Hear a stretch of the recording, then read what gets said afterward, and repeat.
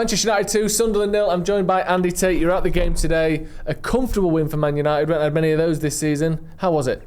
Yeah, well, apart from the storm that battered Manchester for 24 hours, I think the storm has passed for the moment, as Ruben would say, and some sun clouds up here today over Old Trafford.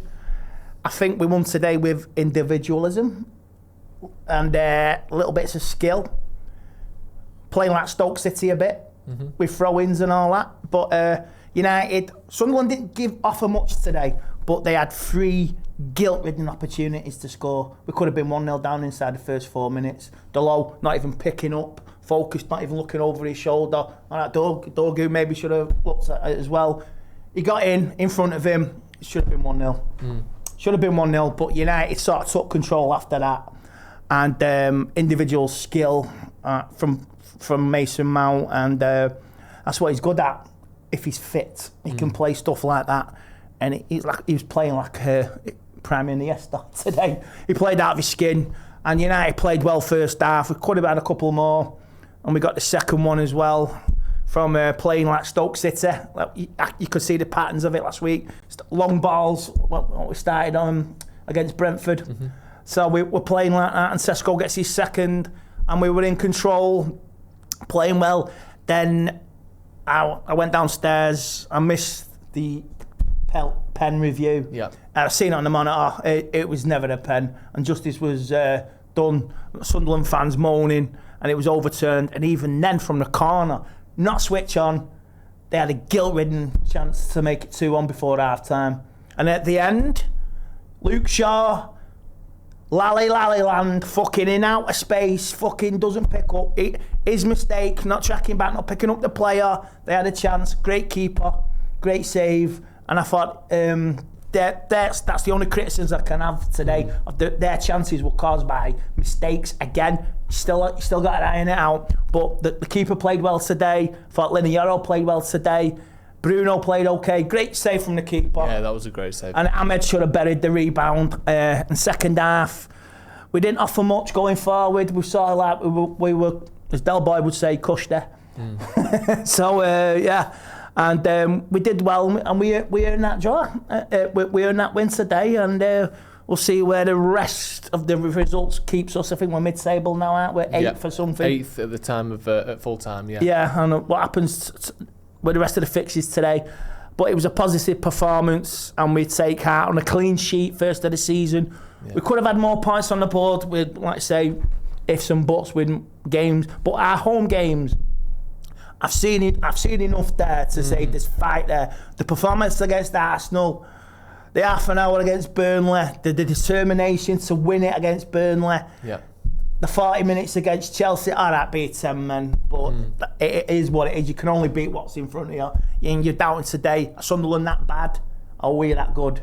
Well, Sunderland was still ahead of us in the league. Yeah, so they're still in the top 4, the top 5 as well. So you can only beat what's in front of you. And we go on to the international break now, and there's big 4 or 5 games now coming up, starting at Anfield, Forest, Brighton, Tottenham as well. Yeah. And I think this next batch will decide what happens if people like to believe something's going to change at the top. You mentioned before about the game being sort of individual brilliance and stuff, and sort of individual mistakes defensively.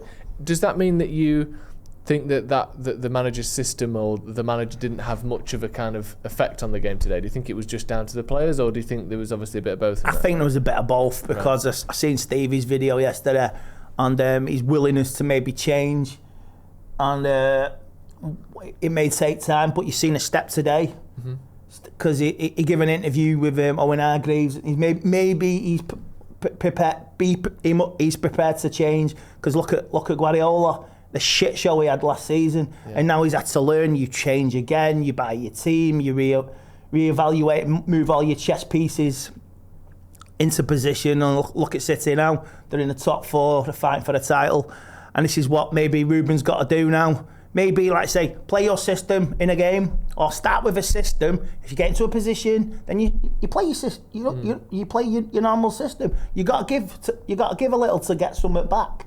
And that's what he's got to do. if he keeps on being stubborn, there's only one way he's gonna go. One change we did see today. It wasn't the system; it was the goalkeeper. United's goalkeepers have struggled for multiple years now. Not just Bayindir, but Onana's had a load of difficult times. Even the last sort of season of De Gea had got a lot of criticism. There's a few sort of high-profile mistakes in there. We're one game in. We're not going to draw any conclusions to Lammens' Man United career. But what did you make of the 90 minutes we saw today? Very controlled, very comfortable. Great save at near the end, 5 minutes to go. Yeah. To keep it at 2-0. Because if Sunderland score with 5 minutes to go, panic stations, oh my God. And the back four was changed again. I don't know why, because I've taken off Leniero, I thought was stupid. Because he played really well. He was, for me, my man of the match. He's doing last-ditch tackles in the defence. But I think the keeper playing today, Lammens, there's another way, like you could have Lammens throw themselves off a cliff. You know what I mean? But I don't see it with his keeper, so I don't see him throwing his career off a cliff. Good. I can see him going forward, and this is a true test. Will he be selected for Anfield? Who knows? And what happens when we go to Anfield? You got to get something. It's either we're going to get spit roasted, or we're going to come out with some credibility and get something. Before the game, Amarim said that the selection of Lammens was just due to sort of normal rotation, trying different things. He didn't say, and I mean, I wouldn't expect him to say, Bayindir's made a load of mistakes, I need a new keeper. But do you think he will play Lammens against Liverpool? Do you think that was a trial to be the new number one, or do you think it was giving Bayindir a rest? I think it's maybe a glimpse of what's to come. You want a keeper who is...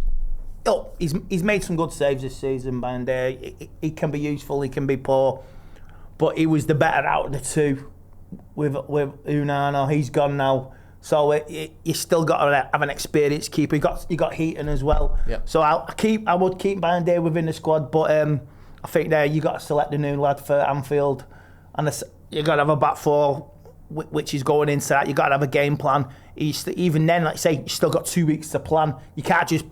He'll be planning now already for Anfield. Even with the international break and the players that'll go away, he's already going to drum this up. And even the players who are there, he's got to have a game plan now for Anfield. He's got to anticipate what we get when we go there. Yeah, he must know as well that, and obviously I don't want to sit here 2 weeks before the game and say I don't mind losing. But he will know that the difference between losing 1-0 in a good performance and getting battered 5-0, which we've seen multiple times, or 7-0, which we've seen at Anfield over the years, there's a big difference. I think more than anything, United need to go to that game and look like a proper team, fight and be in the game till the very end. You can look to last season. Yeah. They took half from a 2-2 draw, and we should have won it. But Liverpool, they're having a little bit of a stutter now. Ha ha ha. Long may it continue. So was it the other week? They won the first 5. The league's won, and now it can change in a heartbeat. So you go to Anfield, see what we get. This next batch of games, we'll see what happens come November. Yep.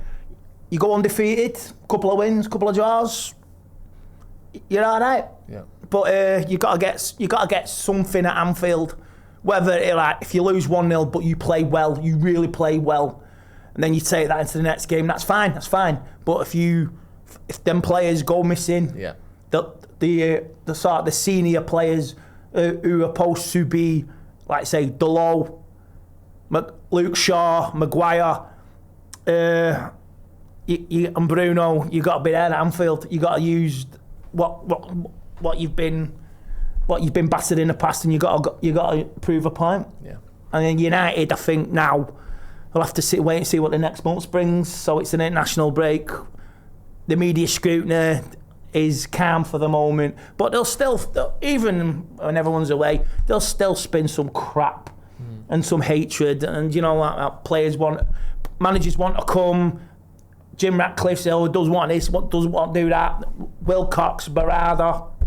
Actually got in the ground with my phone today, so fucking hell. Times are changing, people. Things are looking up. Yeah, things are looking up. I am now a 2-phone family. Okay. So. Right, Andy, thank you as always for coming on. Nice to be able to laugh and smile after a game for the first time in a while. It's been good. Don't ruin me night, Reds. That's exactly. It. Thank you very much for joining us. Manchester United 2, Sunderland 0. Andy Tate's happy. That means I'm happy. We'll see you in a bit. Cheers.